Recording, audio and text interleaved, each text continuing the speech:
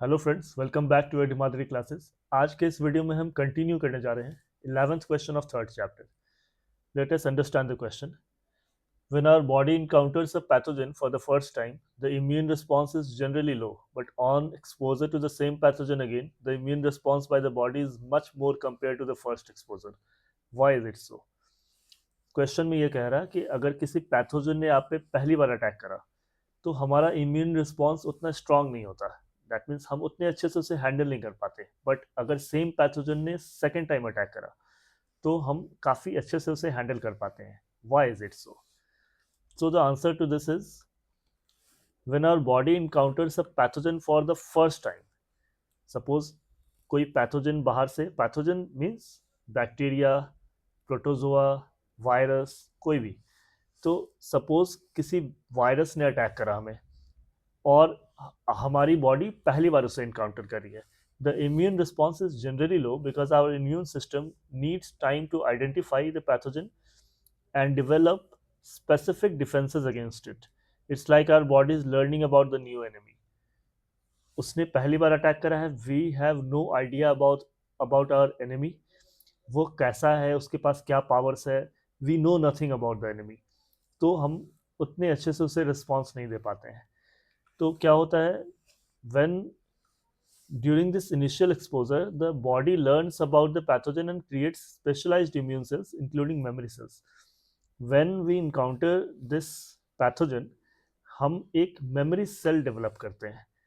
उस memory cell में सारे कुछ इंफॉर्मेशन स्टोर हो जाते हैं about this enemy. Enemy means this pathogen जिसने बाहर से हमारे ऊपर अटैक करा है।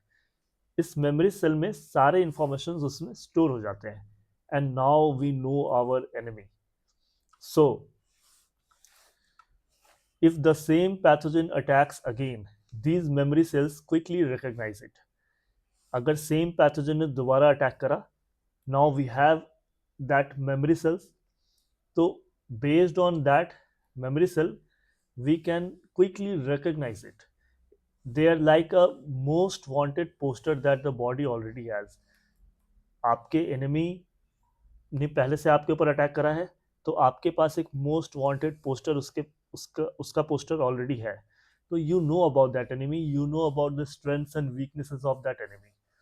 So based on that, because of these memory cells your body can create a much stronger and faster immune response the second time.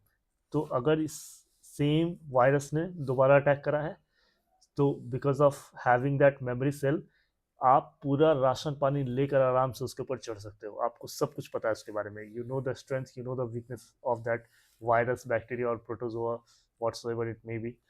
तो आप पूरा सेकेंड टाइम बहुत अच्छे से उसके ऊपर अटैक कर सकते हो। Your immune system is responding well when the second time that same pathogen attacks. This quick and robust defense is what we call acquired immunity. Acquired immunity. Why? Because immunity तो पहली बार भी था आपके पास, but आप उतने अच्छे से respond नहीं कर पा रहे थे। जब किसी वायरस ने आपके ऊपर अटैक करा तो पहली दफ़ा आप जो है रिस्पॉन्स दे रहे थे काफ़ी वीक। वह एक नेचुरल इम्यूनिटी थी आपकी। ये एक्वायर्ड है, आपने एक्वायर करा है। आपने मेमोरी सेल डेवलप करा, उसे देखा, ऑब्जर्व करा, उसके बाद मेमोरी सेल डेवलप करा, तो आपने एक इम्यूनिटी एक्वायर की है। Hence the name acquired immunity. Our body remembers the pathogen and is much better prepared to fight it off the second time around, leading to a much higher response compared to the first exposure. So in the second attempt you are responding in a much better and strategic manner. So this is it. आप video pause करके इसके पूरे answers को लिख लो because this question requires little bit lengthy answer.